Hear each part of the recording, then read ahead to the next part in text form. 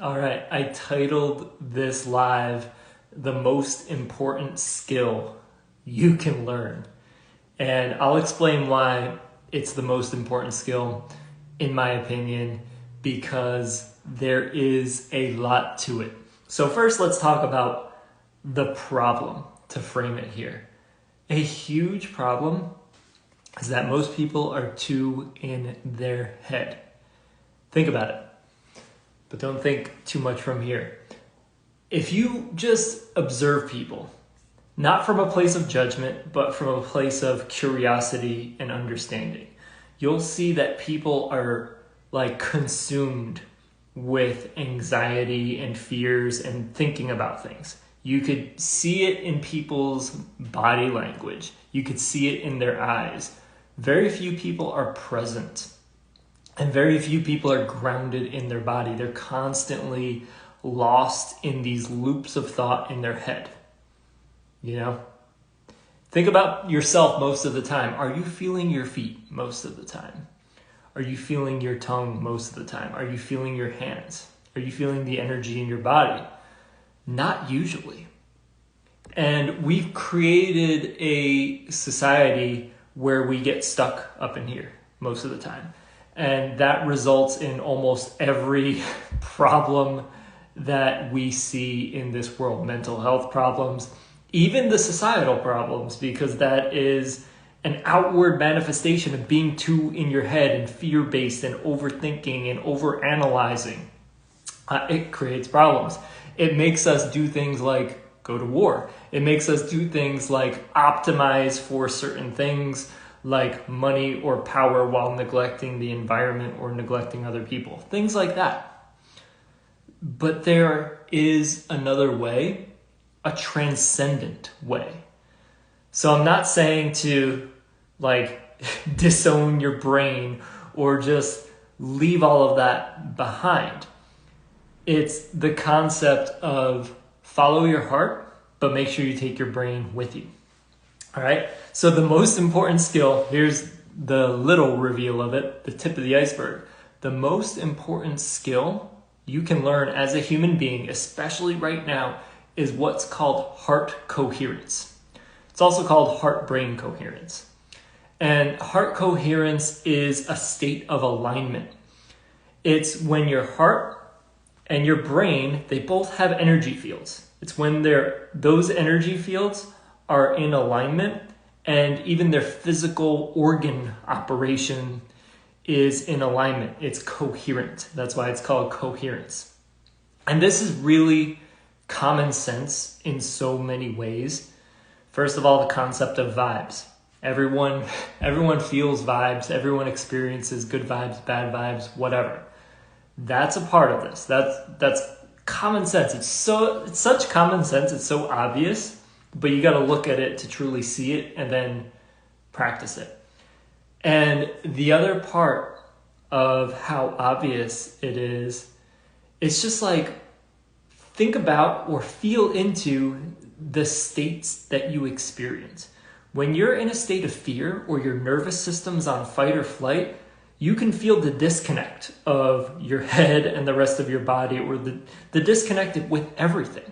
When you're in states of fear, not feeling safe, anxiety, even like depression, jealousy, and all the bad emotions, all the negative states, it feels off. We even say that, off, meaning there's no coherence. Your whole body, mind, spirit complex is not working in synergy. But we've all experienced when we're in a state of gratitude or just at peace, like we're in a deep flow state, or experiencing compassion, joy, things like that. Things just start to flow and you come up with great ideas and everything starts working at a higher level. And that is heart coherence. So that explains it. Just think about times in your life when you've been off and how nothing works out and you're kind of working against yourself. And think about times when you've been in really positive states of being and you're reaping the rewards of that coherence. That is a simple way of explaining heart coherence, and there's so many levels to it. it's a huge rabbit hole. Like, people think mindfulness is a rabbit hole or emotional intelligence. To me, heart coherence is the next level. And it's like both the application and, in a way, more important than both mindfulness and emotional intelligence, even though it consists of both of them. I don't want to compare too much.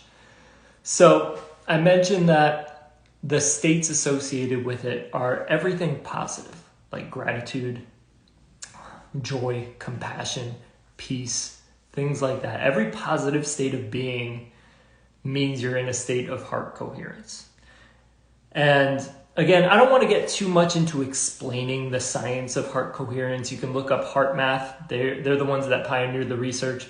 There's a lot of research behind heart coherence, the energy fields of the heart, how the heart has neurons, the heart sends more information to the brain than the brain does the heart. There's a lot to it. But I just want to get into like the practical applications of it, because you could go through all the research and all that, but then it's like, okay, what do I do with this? Here's what to do with it, okay? Getting into a state of heart coherence makes everything better, and it's simple to get into. States of heart coherence, I don't even know where to start. It helps you become resilient, center yourself amidst chaos. Have you ever found yourself in the chaos of other people? Like, people might be like harboring anger, or they're like fuming and you can tell, and you don't want to get reactive. Heart coherence is the solution. Really, any dynamics with other people, communication, when you're in a state of heart coherence, communication goes over much better, and it allows you to effectively communicate much better. Also, cherishing the moment. I was doing this yesterday, even the people thing yesterday too, but to cherish the moment. Like, I was driving through the Keys with my wife yesterday, and it was so beautiful, the Florida Keys. And it was so beautiful in some places where I was like, I want to experience this moment as deeply as possible and deeper than I've ever experienced. So what did I do? I get into a state of heart coherence, and then it adds like a whole new layer of magic, or it allows you to see more of that magic that's already there. Almost like people get when they're on psychedelics or things like that, but this is just accessible to you without substances. Everything is so magical when you're in a state of heart coherence. You're able to appreciate the beauty of, let's say, nature on an incredibly deep level from that state. So those are just some of the applications, like anything with emotional intelligence, dealing with other people, being non-reactive when there's chaos around you. Heart coherence is the literal master key for that. And to get into that state, it's really, really simple. Okay, you actually don't have to do anything to do it, but this practice will help you acquaint with the state of heart coherence more regularly and readily. And the more you practice it, the more you can just tap into that state, and you'll feel it just immediately. So an easy way to do it is you put your hands on your heart center. So just the center of your chest. It doesn't need to be exactly on the organ of your heart. You place your hands here to bring awareness to that place. So when you're putting your hand somewhere, your awareness is going into that space. And then from that space, you start breathing intentionally. It doesn't have to be any special breath. Just breathe a little deeper than normal and with more intention. Just like, and you're breathing into that space. So this starts relaxing your body, relaxing your nervous system, relaxing your mind. And with that touch on your heart, you start getting out of your head, and your consciousness drops more into here. And then the third step is to just feel a positive emotion. Practice feeling a positive emotion like gratitude. To me, gratitude is the best. It's the most powerful, most accessible one. Just gratitude for anything simple. Gratitude itself works. But you can use gratitude, compassion, peace, joy, anything like that. So you feel that state. while you're placing your hands on your heart center and breathing, and you're feeling, let's say, gratitude. And you start to really feel it and notice a shift. You just need to do it for, they recommend 3 minutes to get really lasting effects, but you could do it for 30 seconds and you'll feel it. Just that intentional breathing with your hands on your heart center, feeling a positive emotion. And what this does, I've noticed, it gets you out of your head, drops you into your body, but then you your consciousness blossoms into a higher form of intelligence. So you get out of the calculating, fearful in your head mind, that being trapped in the analytical mind. It frees you from that and you blossom into a higher intelligence, which has the logical, has the analytical component, but it's also so much more. It has creative components. You're so in touch with your intuition in that state. So that's what I think of it as. It's being in a state of heart coherence allows you to blossom into a higher form of intelligence. And one thing I've been using it for, like, first of all, I've been doing it so much because I'm one of those people who gets caught in their head. Like, I think about a lot of things. I philosophize about everything. I'm intensely curious. So throughout my life, I've been in my head a lot. And a big part of my spiritual practice has been integrating that because I don't want to leave it behind. I don't want to demonize the logical or analytical mind. It's incredibly useful, but I don't want to be limited to it either. So that's why this practice has been so transformative for me, and it helps so many other people. It's the most important skill. And another way I've been using this is before writing sessions and in writing sessions. So what I do is I'll set like a block of time to write. If anyone has followed how I speak about writing and writing books like that, I always talk about like setting a writing block every day and making that like a practice. So before that writing block, I'll just do a little practice to get into a state of heart coherence. Put my hands on my heart, take some deep breaths for like a minute or so, and feel like, I usually go with gratitude and feel gratitude. And once I feel that like blossoming of consciousness, like I'm in a higher state of mind and I'm calm, I'm feeling my body in that higher consciousness, that's when I'll start writing. And writing just flows so much better when you operate that way. If you're trying to overthink everything and force it from the mind and calculate everything, it's like torture to even get a sentence written when you're in that way and so trapped in your head. But when you're in a state of heart coherence, you're able to just flow while accessing that higher creativity, your intuition, and all that. So it really helps you write from the soul. And I think that's all I have about heart coherence today. If you're watching and you have any questions or want me to touch on something deeper, I will, because it's a really deep, expansive topic, and I think it's the most important skill. And yeah, it's that important. It's the master key that unlocks all doors as a human. That's what this state of heart coherence does. I view it as a master key. And here is my little call to action. Because I mentioned writing a book. So if you've thought about writing a book, I turned my workshop that I did, the 3-day workshop, the Look Your Book workshop, into a mini course. So that will help you jumpstart your book and write from the soul. And I do some meditations in there to help you with that. And a lot of people, actually someone just came up to me in the grocery store asking me about writing a book. So I'm getting signs all over. And it's interesting that heart coherence and writing are coming together. I did not expect that. I did not expect that blend, but it is a beautiful blend because I've been doing it myself to enhance my writing ability and enhance my ability to get into flow state. So I feel called to merge the two even more. So if you feel called to write a book and you want to do it from the soul and in a mindful way, then check it out. Check out the Look Your Book workshop. It's in the link in my bio. It's on my website, stephenparado.com. And if I repost this anywhere, I'll put it wherever there's links.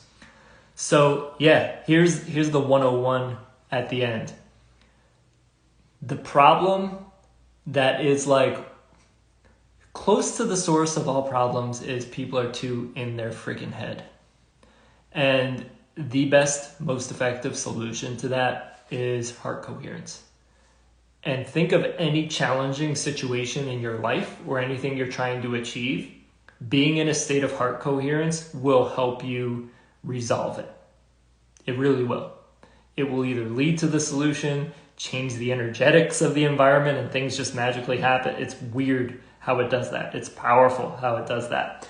Or you'll get the creative insight needed to figure out a solution. So yeah, heart coherence.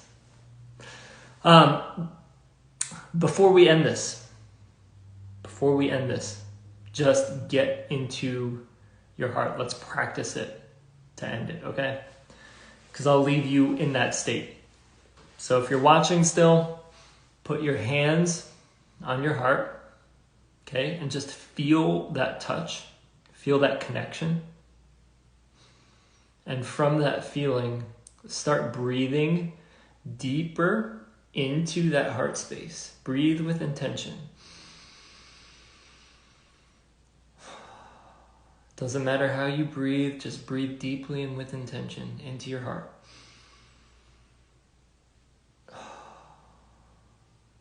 And continue breathing into your heart space,